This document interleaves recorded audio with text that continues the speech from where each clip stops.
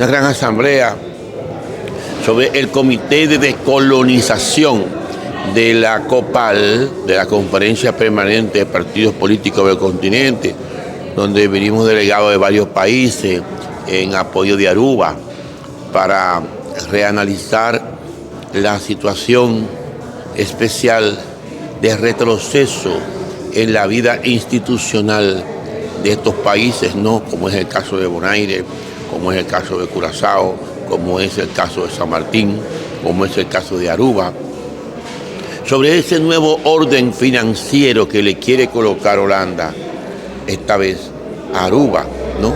Haciéndole perder sus derechos adquiridos bajo otros gobiernos anteriores.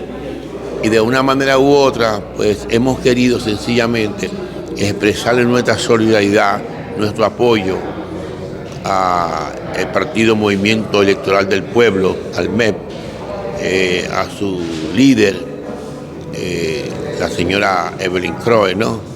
Y a sus dirigentes fundamentales, como George Corman y demás, expresarle nuestro apoyo, nuestra solidaridad, reitero, frente a ese hecho inexplicable que implica la pérdida de la autonomía financiera por parte de Aruba. Además, nuestra lucha contra el colonialismo.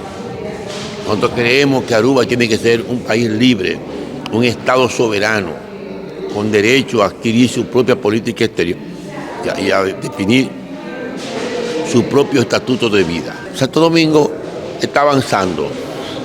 La economía va a crecer el próximo año aproximadamente un 5%. Va a colocar un total de 12 millones de turistas. Su aparato de exportación está muy activo a través de zonas francas, ¿no? Y la economía se mantiene con una inversión extranjera de más de 5.000 millones de dólares al año, con una gran infraestructura, una gran inversión en educación y en salud, sobre todas las cosas. Hay temas particulares de cada nación que siempre preocupan, pero la parte positiva es la que te acabo de decir.